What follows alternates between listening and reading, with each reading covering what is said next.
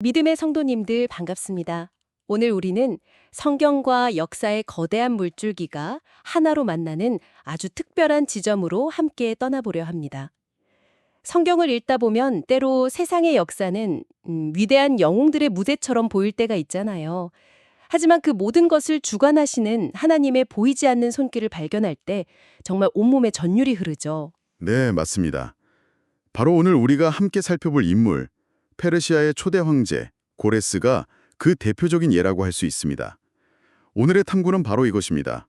어떻게 하나님을 알지도 못했던 이방의 왕이 성경에서 이스라엘의 구원자로, 심지어는 장차 오실 메시아의 그림자로 등장하게 되었을까?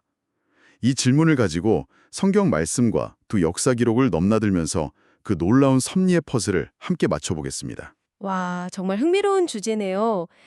이 이야기의 가장 놀라운 출발점은 역시 그 모든 일이 일어나기 한참 전, 그러니까 고레스라는 인물이 태어나기도 약 150년 전에 이미 모든 것이 예언되었다는 사실 아닐까요? 맞습니다. 바로 이사야 선지자를 통해서죠. 이사야서 44장 28절을 보면 하나님께서 아직 존재하지도 않는 사람의 실명을 정확하게 딱 언급하십니다. 제가 한번 읽어보겠습니다. 고레스에 대하여는 이르기를 내 목자라 그가 나의 모든 기쁨을 성취하리라 하며, 와, 그리고 여기서 그치지 않아요. 45장 4절에서는 이렇게 말씀하십니다.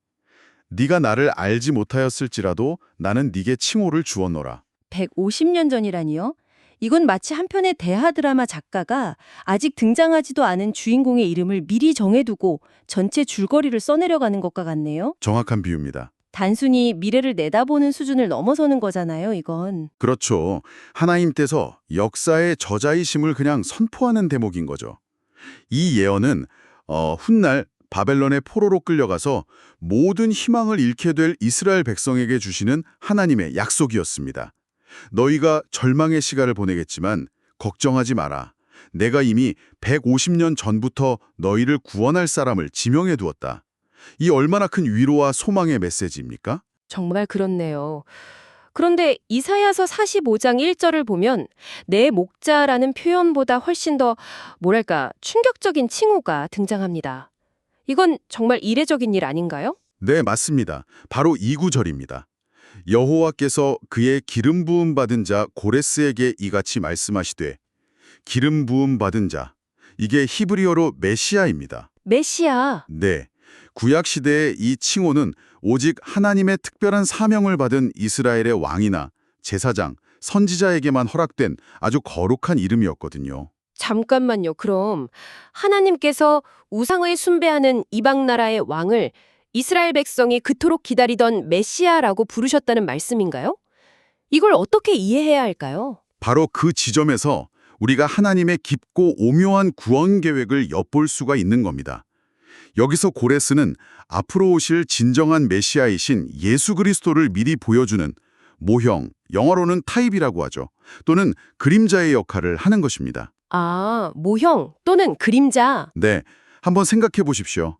고레스는 강력한 군사력으로 바벨론 제국이라는 물리적인 감옥을 무너뜨렸죠. 그리고 이스라엘 백성을 육체적으로 해방시켰습니다. 아, 그런 의미군요. 그러니까 고레스의 해방이 눈에 보이는 역사적 사건이라면 예수님께서는 눈에 보이지 않는 더 근원적인 문제, 즉 죄와 사망이라는 영적인 바벨론을 십자가의 능력으로 깨뜨리시고 우리를 영적으로 해방시키실 것을 미리 보여주는 뭐랄까 예고편 같은 거다. 이런 말씀이시군요. 바로 그것입니다.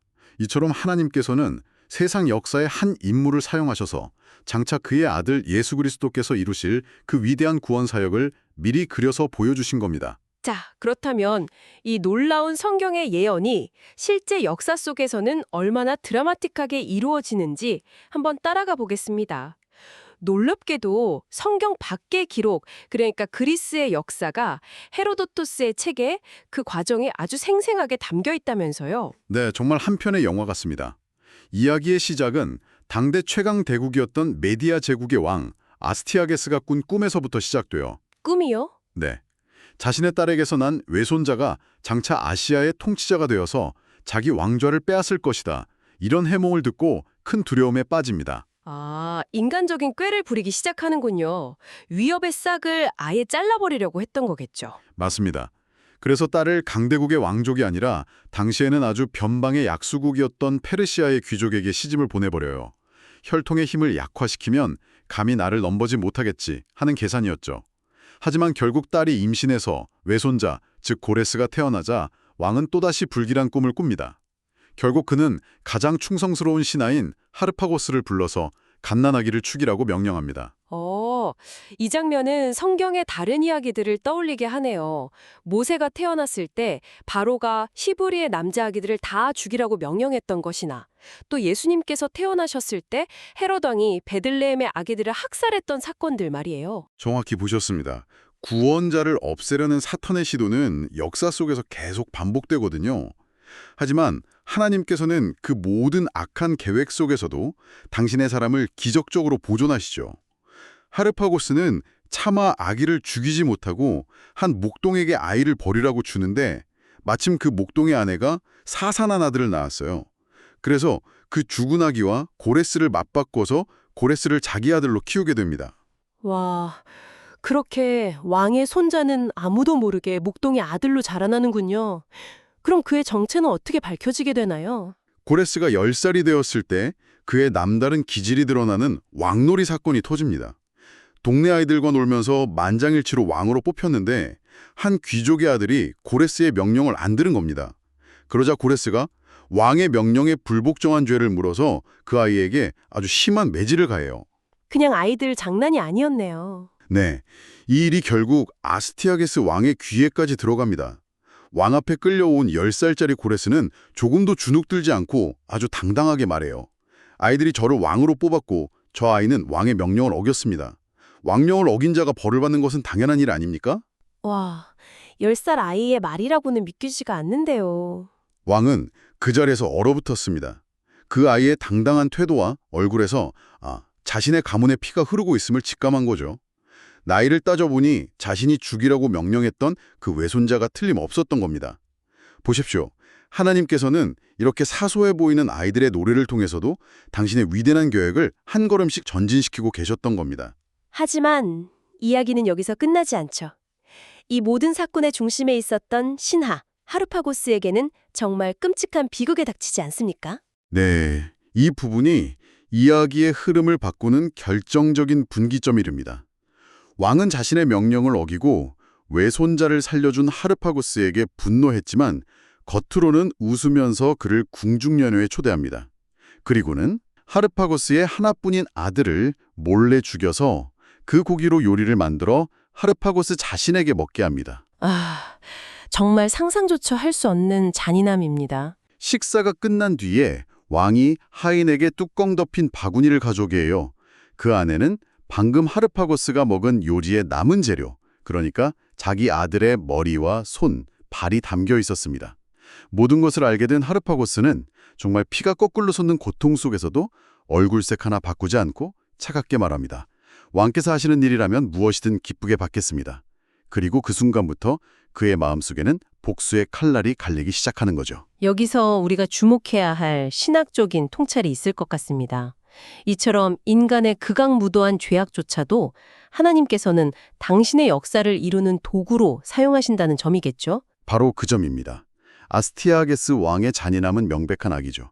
하지만 하나님께서는 그 악을 통해서 하르파고스라는 복수의 도구를 만드시는 겁니다. 이 끔찍한 비극이 훗날 거대한 메디아 제국이 무너지는 결정적인 원인이 되기 때문입니다. 자, 그럼 세월이 흘러 장성한 고레스가 마침내 군대를 일으켰을 때 이 복수의 씨앗이 어떻게 열매를 맺게 됩니까? 놀랍게도 아스티아게스 왕은 판단력이 흐려져서 고레스를 막을 군대의 총사령관으로 하르파고스를 임명합니다. 하필 그 하르파고스를요? 네, 수십 년단 이날만을 기다려온 하르파고스가 어떻게 했을까요? 그는 군대를 이끌고 전쟁터로 나아가서 그대로 고레스에게 항복해버립니다. 결국 한 사람의 뼈에 사무친 원한이 제국의 운명을 통째로 바꿔버린 셈이군요. 그렇습니다. 고레스는 손쉽게 외할아버지의 나라 메디아를 정복하고 메데바사 연합제국, 즉 페르시아를 세웁니다. 이 사건은 다니엘서 8장에 나오는 두 뿔 가진 수양에 대한 예언의 성취이기도 합니다. 다니엘서의 예언처럼 두 뿔 중 나중에 나온 뿔인 페르시아, 즉 바사가 먼저 있던 뿌린 메디아, 즉 메대보다 훨씬 더 강성해진 것입니다. 이제 예언의 마지막 단계로군요. 통일제국을 이룬 고레스는 당시 이스라엘 백성을 70년간 포로로 붙잡고 있던 바벨론으로 칼끝을 향합니다. 기원전 539년 그 누구도 함락시킬 수 없을 것이라던 난공불락의 요새 바벨론이 하룻밤 사이에 무너집니다. 이 또한 놀랍게도 이사야서 44장 27절의 예언, 기품에 대하여는 이르기를 마르라, 내가 내 강물들을 마르게 하리라는 말씀 그대로 성취되었습니다. 아, 강을 마르게 한다는 예언이요. 네, 고레스는 바벨론 성을 휘감아 흐르던 그 거대한 유프라테스 강의 물줄기를 다른 곳으로 돌려서 강 수위를 낮춘 뒤에 마른 강바닥을 통해서 군대를 성 안으로 침투시켰습니다. 그리고 마침내 포로 생활 70년의 종지부를 찍는 위대한 고레스 칙령이 선포되는군요. 네, 에스라 1장 2절의 말씀입니다. 하늘의 하나님 여호와께서 세상 모든 나라를 내게 주셨고 나에게 명령하사 유다 예루살렘의 성전을 건축하라 하셨나니 이방 왕의 입에서 나온 말이라고는 정말 믿기 힘든 신앙 고백이죠. 세상의 역사학자들은 보통 이 칙령을 페르시아 제국의 고도로 계산된 관용 정책의 일부라고 분석하죠. 피지배 민족의 종교와 문화를 존중해 줌으로써 제국의 안정을 꾀했다고요. 하지만 성경은 그 사건의 배후를 완전히 다른 시각에서 조명합니다. 맞습니다. 에스라 1장 1절은 이 모든 일의 진짜 주체가 누구인지를 명확히 밝힙니다. 여호와께서 고레스의 마음을 감동시키심에 이것은 인간의 정치적 계산을 뛰어넘는 하나님의 주권적인 역사였습니다. 고레스는 단순히 귀환만 허락한 게 아니에요. 과거 바벨론이 약탈해 갔던 예루살렘 성전의 그릇 5,400여 개를 모두 돌려주고 심지어 성전 건축 비용까지 제국의 재정으로 지원하라고 명령합니다. 자, 오늘 우리는 고레스라는 한 인물을 통해 펼쳐진 이 방대한 이야기, 예언에서부터 역사적 성취까지를 모두 살펴보았습니다. 이 모든 것을 종합해 볼 때 고레스의 이야기가 오늘을 살아가는 우리 성도님들께 주는 핵심적인 메시지는 무엇일까요? 크게 세 가지로 정리할 수 있겠습니다. 첫째는 하나님의 절대적인 주권입니다. 세상 제국들의 흥망성쇠는 결코 우연이 아니라 당신의 백성을 구원하시려는 하나님의 크고 놀라운 계획 안에서 움직인다는 사실입니다. 그리고 둘째는 하나님의 신실하신 언약 성취라고 할 수 있겠네요. 예레미야 선지자를 통해 70년이 차면 돌아오게 하겠다고 약속하신 그 말씀을 이루시기 위해 하나님께서는 150년 전부터 이방 왕 고레스를 예비하셨다는 것. 그의 인생에 펼쳐진 수많은 우연처럼 보이는 사건들을 엮어서 필연적인 구원의 역사를 만들어 가셨다는 점입니다.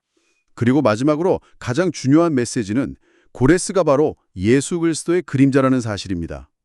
고레스가 유대인들을 바벨론의 속박에서 풀어주어 약속의 땅 예루살렘으로 돌아가게 했듯이 우리의 참된 기름 부음 받은 자, 우리의 영원한 왕이신 예수 그리스도께서는 우리를 죄와 사망의 속박에서 해방시키시고 영원한 본향인 새 예루살렘으로 인도하시는 분이라는 거죠. 그렇군요. 고레스의 이야기는 단순히 흥미로운 옛날 이야기가 아니라 지금도 살아 역사하시는 하나님의 일하심을 보여주는 거울과도 같습니다. 이 혼란스러운 시대 속에서도 하나님은 여전히 당신의 방법으로 우리가 상상하지 못하는 사람들을 통해 당신의 구원 역사를 이루어가고 계심을 믿게 합니다. 맞습니다. 그리고 이 이야기는 우리에게 아주 중요한 질문을 던집니다. 하나님께서는 당신을 알지도 못했던 이방 왕의 마음까지 움직여서 당신의 백성을 위해 위대한 일을 행하셨습니다. 그렇다면 오늘날 우리가 전혀 예상하지 못하는 인물이나 사건을 통해 하나님께서는 당신의 교회를 세우고 하나님 나라를 확장하기 위해 또 어떤 현대의 고레스를 준비하고 계실까요?